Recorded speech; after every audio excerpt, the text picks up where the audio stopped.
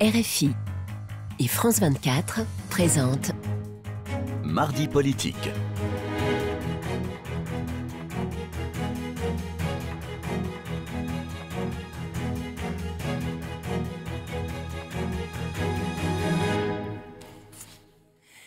C'est l'heure de Mardi politique sur France 24 et RFI. Bonsoir Frédéric Rivière. Bonsoir. Notre invité ce soir est Emmanuel Morel, député européen et fondateur du parti La Gauche républicaine et socialiste, ancien du Parti socialiste et candidat sur la liste de la France insoumise. Vous êtes 6e, donc bonsoir à vous et merci d'être avec nous. Bonsoir. Donc samedi, lors de la manifestation des Gilets jaunes, des manifestants ont crié « Suicidez-vous » à l'adresse des policiers, des slogans qui ont soulevé une vague d'indignation. Jean-Luc Mélenchon n'a pas condamné fermement ces propos. Qu'en est-il de votre côté? Comment avez-vous réagi en entendant ça? Il les a condamnés d'abord. Il a dit que c'était une poignée d'individus. Et il a raison, c'est une poignée d'individus, des provocateurs, j'ai même dit tout à l'heure des abrutis, qui hélas salissent un mouvement qui dans son immense majorité est pacifique. Parce qu'il suffit d'aller dans n'importe quel rond-point de province ou de banlieue, c'est mon cas très souvent, les gens sont déterminés. Ils ont des revendications précises, mais en aucun cas ils se laissent aller à de tels débordements. Donc il ne faut pas généraliser à partir de propos de quelques individus qui manifestement viennent là pour provoquer. D'ailleurs ça marche parce qu'on ne parle que de ça, et on ne parle pas de l'immense majorité des Gilets jaunes qui, encore une fois, sont pacifiques. Mais est-ce que vous faites tout de même une différence avec le début du mouvement des Gilets jaunes? Est-ce qu'il devient, est-ce qu'il s'est vidé de sa substance initiale ou non? Non, je ne crois pas. D'ailleurs, le soutien de l'opinion est quand même important. Ce que je crois en revanche, c'est que l'exaspération elle va croissante parce que les Gilets jaunes et les Français avec eux ont l'impression que le pouvoir politique ne répond pas aux questions qui sont posées. On parle de l'ISF, les salaires, la question des services publics, la question des retraites. Et à chaque fois, on a l'impression que le pouvoir est sourd à ses attentes, à ses revendications. Et c'est d'autant plus surprenant que là, on a des premières fuites sur ce qui devraient être les annonces d'Emmanuel Macron jeudi prochain. Et on nous dit qu'il va parler du temps de travail. Mais en aucun cas, depuis 23 semaines, on a parlé de la question du temps de travail. Ça n'est jamais venu dans le débat. Et d'ailleurs, personne, même les économistes les plus orthodoxes, explique que le problème de la France, c'est le temps de travail. Au contraire, c'est le chômage de masse. Donc vous voyez, c'est cette déconnexion et puis le double langage du pouvoir qui, lui, a plutôt intérêt à une stratégie de tension et qui d'ailleurs assume cette stratégie de tension. Regardez ce qu'ils font avec certains journalistes, avec la loi anti-casseurs, qui heureusement a été en partie censurée par le Conseil constitutionnel. On a l'impression qu'il y a la provocation de la part du pouvoir et que ça n'augure pas de bonnes choses pour la suite. Mais est-ce que le mouvement des Gilets jaunes est en quelque sorte dénaturé par ce qui se passe les samedis dans les grandes villes, Paris, Bordeaux, Toulouse, ou est-ce que c'est aussi, en quelque sorte, consubstantiel du mouvement, ce qui se passe les week-ends? Moi, je ne crois pas. Ce qui est consubstantiel, c'est vrai, c'est une forme de ras-le-bol. Le ras-le-bol s'exprime différemment. Il peut parfois passer par une forme de violence verbale. Ça, c'est incontestable. Mais encore une fois, cette exaspération, j'essaye de la comprendre, j'essaye de l'expliquer. Elle vient aussi du fait qu'en face de soi, on a des interlocuteurs qui, manifestement, ne comprennent pas ce qui se passe et sont sourds aux attentes des gens. Mais ça n'est pas consubstantiel. Mais est-ce que vous arrivez à comprendre, mais est-ce que vous arrivez encore à comprendre ce que les Gilets jaunes demandent, dans le fond? Bien sûr, ils demandent, c'est simple, on pourrait le résumer en 3 mots, il y a justice, 6, justice sociale, justice fiscale et approfondissement de la démocratie. C'est ça dont ils parlent. Et vous savez, moi, je vais souvent, alors près de chez moi, donc pas à Paris, quand je parle, d'abord, c'est souvent des femmes, en situation de précarité, qui parlent de galère, qui disent à quel point c'est difficile aujourd'hui d'avoir un logement en région parisienne, qui parlent de la difficulté des pensions, évidemment. Là, il y a une réponse apparemment du président. J'en sais rien, puisqu'on ne sait pas. C'est vrai qu'on commente un texte qui n'a pas été qui n'existe pas. Et qui n'existe pas. D'ailleurs, on se demande si ce n'est pas des ballons d'essai. Moi, je ne sais pas ce qui va être dit sur les pensions. Parce que, quand même, ce qui est intéressant, c'est qu'on nous dit va y avoir une annonce. Monsieur Delevoye dit on ne touchera pas à l'âge de la retraite. Monsieur Darmanin, lui, dit on va passer à 65 ans. On ne sait absolument pas ce qui va être annoncé. Ce qu'on sait, en revanche, c'est qu'après les élections européennes, il y aura la réforme de la retraite dite par points. Et que ça, pour tous les Français, ça va être une perte de pouvoir d'achat. D'un mot encore sur le mouvement, Emmanuel Morel. Vous êtes un homme de parti. Vous avez été longtemps parti socialiste, oui, vous avez créé votre parti. Et dans les partis, on aime quand même que règne un certain ordre. On débat, on essaye de se mettre d'accord sur une ligne et en principe, après, ça marche plus ou moins bien. Mais enfin, tout le monde est supposé la soutenir et la défendre. Est-ce que l'incapacité des Gilets jaunes aujourd'hui à se structurer, à s'organiser et à se coordonner ne condamne pas ce mouvement à rester un mouvement strictement protestataire? Non, je ne crois pas. D'abord, moi je suis un homme de parti, c'est l'ordre, mais c'est l'ordre juste. C'est-à-dire que je ne sépare jamais... la formule de Ségolène Royal. Oui, tout à fait, mais pour une fois, elle avait raison. C'est-à-dire, moi, je ne sépare pas l'ordre républicain de la justice sociale. Ça, c'est la première chose. Ensuite, les Gilets jaunes, par définition, ça n'est pas un mouvement... Même ça n'est pas un mouvement social traditionnel, vous l'avez bien vu. Il n'y a pas de médiation. C'est-à-dire qu'il n'y a pas de syndicat qui encadre le mouvement, il n'y a pas de parti politique. Oui, ben parce que ça s'inscrit dans une vague, ça ne vous aura pas échappé, dans toutes les démocraties occidentales, dégagistes, protestataires. Mais il nous revient à nous, partis et hommes et femmes, en l'occurrence de gauche, de donner des réponses politiques, des débouchés politiques. Mais je ne vais pas leur reprocher de ne pas s'organiser. Enfin, il y a une forme d'organisation, d'auto-organisation. Pendant les fêtes, par exemple, vous aviez des premiers de langue, des réveillons qui étaient organisés sur les ronds-points ou des Noëls. Donc il y a une forme d'auto-organisation. Ça passe beaucoup par les réseaux sociaux, notamment Facebook, pas tellement Twitter. Ça peut laisser circonspect. Mais moi, je trouve que c'est hyper intéressant comme mouvement. Et en plus... Et je sais que vous êtes tous les deux attachés à l'histoire, ça s'inscrit quand même dans une tradition nationale. Quand vous regardez, pendant les vacances, je relisais des textes sur l'histoire de la Révolution française. Ouais. Il y a un écho quand même par rapport à ce qu'on a appelé les sans-culottes.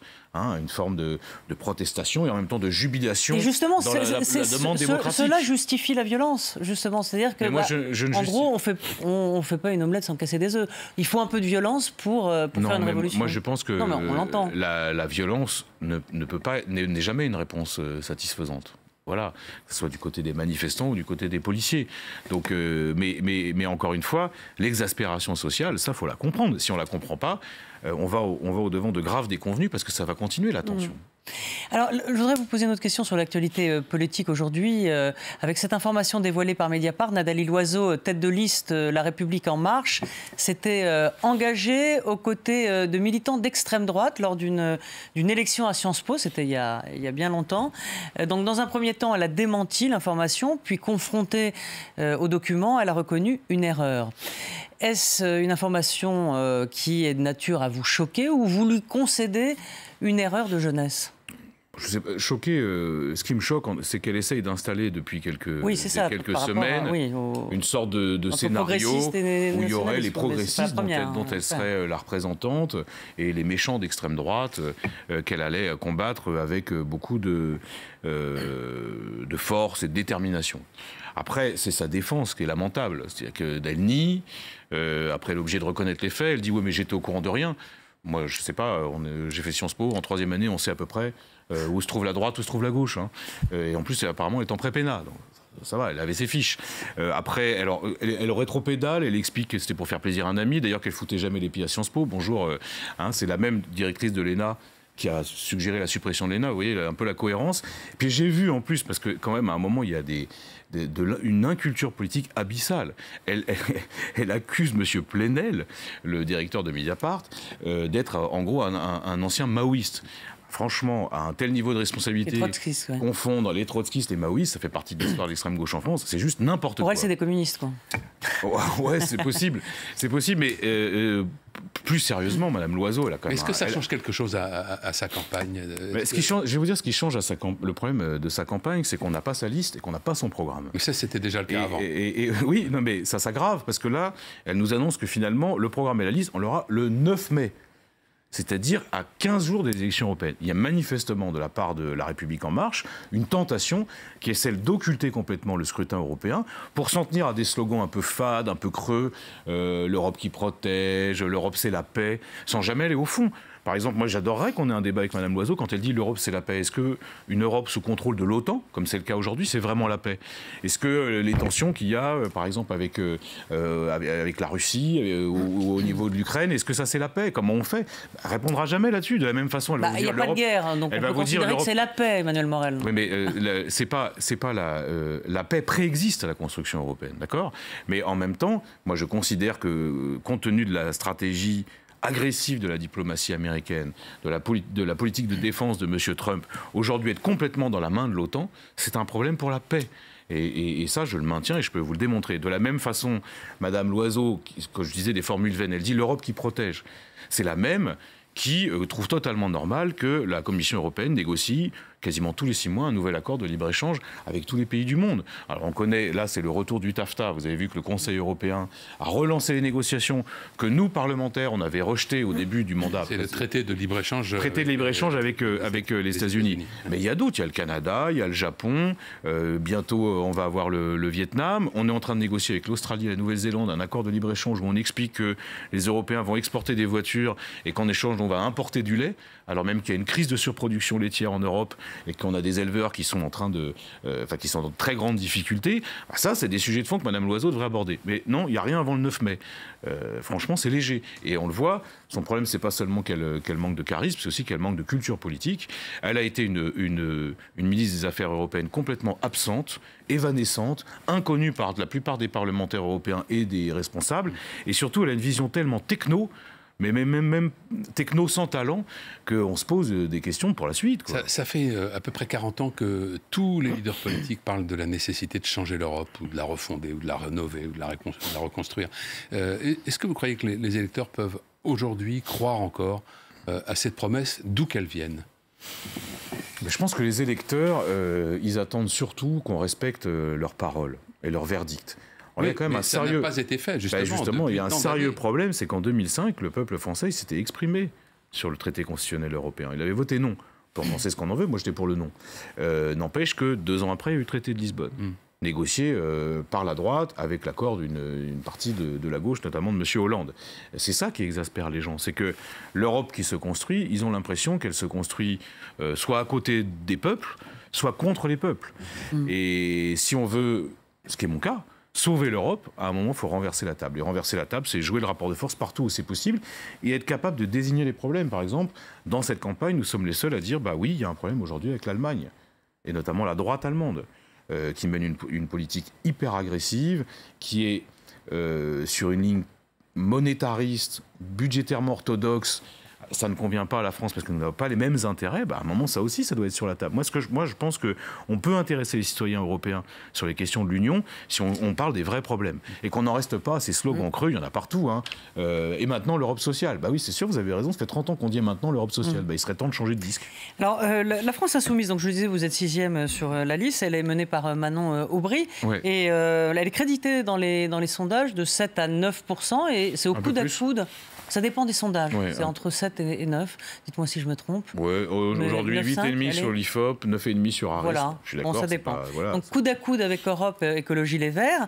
Certains s'inquiètent au sein de la France insoumise de l'abandon d'une ligne populiste de Mélenchon au profit d'une gauche modérée, rétive à la sortie de l'Union européenne. En clair, est-ce que la France insoumise est en train de se décornériser? Franchement, déjà, parler de la ligne de Jean-Luc Mélenchon en disant gauche modérée... je sais pas, c'est ce qu'on entend. C'est une ligne qui fédère. Il se boboise, on va dire. Je crois pas du tout. Séduire les bobos. Je crois pas du tout. Puis je pense qu'en fait, il y a une cohérence quand on regarde les positions qui étaient celles de Jean-Luc Mélenchon en 2005, puis lors de la dernière élection européenne et aujourd'hui, il y a une forme de cohérence. Donc c'est des critiques qu'on n'entend pas de... Mais moi, je sais pas ce que ça veut dire, la stratégie populiste. C'est-à-dire que Mélenchon avait fait un constat qu'on partage tous. C'est-à-dire qu'il y avait une partie de l'électorat, notamment jeune, pour qui la gauche, ça ne représentait pas ce que ça peut représenter pour quelqu'un comme moi qui a connu Mitterrand, qui a connu Jospin.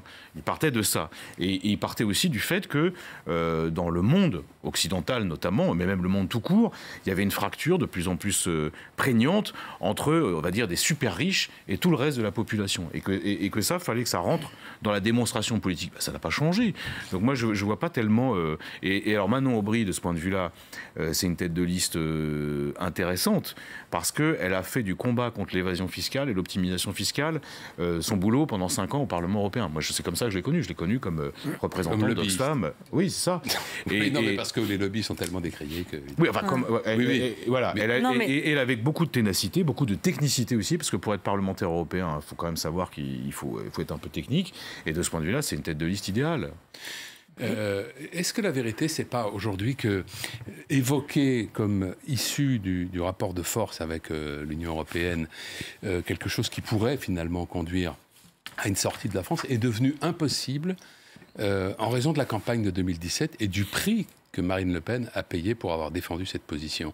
Aujourd'hui, la France insoumise est toujours sur l'idée plan A, c'est-à-dire on propose de changer, c'est accepté, tout va bien. Plan B, on désobéit. Bah oui. Mais on désobéit jusqu'où et en acceptant jusqu'à quelles conséquences? Mais d'abord, Madame Le Pen n'a pas été sanctionnée pour cette raison-là. Hein.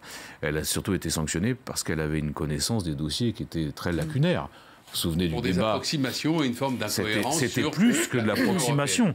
Plus que de l'approximation. Manifestement, elle n'avait pas lu ses fiches, quoi. Elle s'embrouillait entre la monnaie unique, la monnaie commune, le retour au franc. Enfin, plus personne n'y comprenait rien. Déjà, c'est la première chose. La deuxième chose, c'est que moi, je crois totalement à cette stratégie du rapport de force au niveau européen. Comme l'Italie le fait? L'Italie, alors elle désobéit. L'Italie, non, elle désobéit pas, parce que là sur le budget finalement, non, mais sur la Chine par exemple. Non, mais là, c'est pas qu'elle désobéit, justement, c'est qu'elle rentre dans le cadre du libre échange et finalement, c'est les règles du jeu de l'Union européenne qui le permettent. Moi, c'est tout le contraire. Je pense qu'il faudrait un contrôle sur les investissements étrangers dans les secteurs stratégiques. Ce que fait l'Italie, à mon avis, est une folie qu'on veut pour son industrie, parce que quand on voit le montant des investissements chinois en Italie et en France, qui ne cesse de croître, la menace que ça fait porter sur un certain nombre de secteurs. On pourrait parler de l'acier. Moi, j'ai mené un combat pendant 3 ans avec d'ailleurs des Italiens sur les questions spécifiques du dumping social et environnemental des Chinois par rapport à notre industrie. Je pense qu'ils ont tort. Oui, non, mais ils jouent contre leur camp, contre le camp européen. Contre leur propre camp. Parce que moi, je ne crois pas que ça serve les intérêts des travailleurs italiens. Ça, je le crois profondément. Donc, mais désobéir, ça veut dire que, par exemple, la concurrence libre et non faussée ne peut pas être l'alpha et l'oméga de la politique économique. Défendre des services publics, défendre des entreprises publiques, ça mérite à un moment qu'on dise non. De la même façon, vous savez que sur les aides d'État, vous connaissez bien le dossier, les aides d'État aujourd'hui sont quasiment interdites par la Commission de Bruxelles, là où on en a besoin dans plein de domaines. Là aussi, il faut être capable de dire non. Le problème, c'est qu'on ne dit jamais non. Et ce qui est terrible, c'est que les présidents français se succèdent, et face à la chancelière Angela Merkel, à la fin s'écrase. Et ça, c'est aussi un problème structurel. On donne trop d'argent à l'Europe ? Mais le problème, c'est pas de donner trop d'argent, c'est comment il est redistribué. Mais ce qui est sûr, on entendait ça de Farage en Grande-Bretagne avant le Brexit. C'était ce qu'on donne à l'Union européenne, on va financer le système médical anglais. La France est contributrice nette, ça c'est vrai. Ça c'est vrai. Et donc elle a un droit de regard sur les politiques qui sont menées, comme tous les contributeurs nets. L'Allemagne, qui est contributeur net, elle ne se gêne pas. C'est ça la différence aussi, c'est que moi, 5 ans d'expérience au Parlement européen, je peux vous dire un truc, c'est que quand il s'agit des intérêts de l'Allemagne, tous les Allemands sont au rendez-vous. Ce n'est pas le cas des Français, c'est bien le problème, c'est pour ça qu'il faut construire un rapport de force. On arrive au terme de cette émission. Merci Emmanuel Morel. Oui. Merci. Je pensais que c'était le début, en fait. Ça passe vite. Voilà, merci. Merci et à la semaine prochaine. Merci à Agnès Le Cossec et à Camille Néran d'avoir préparé cette émission. Et merci à toute l'équipe technique. À très vite.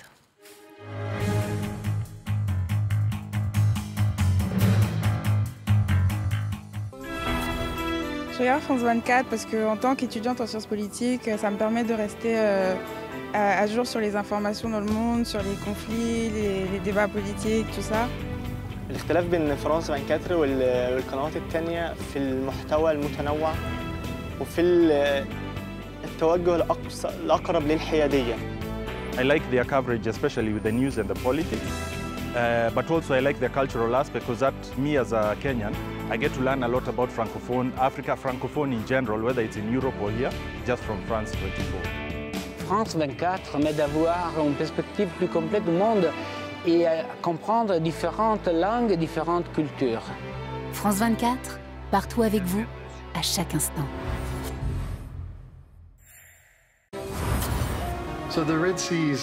Les conditions naturelles de la mer Rouge, à savoir des hautes températures et une forte salinité, ressemblent beaucoup à ce à quoi, selon nous, va ressembler assez vite le reste du monde avec le réchauffement climatique.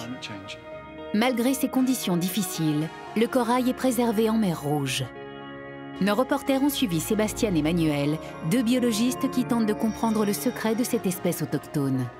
Au travers de tests, de sélections, trouveront-ils le corail résistant pour assurer la survie des océans du globe? Retrouvez-moi cette semaine dans Reporter sur France 24 et France24.com.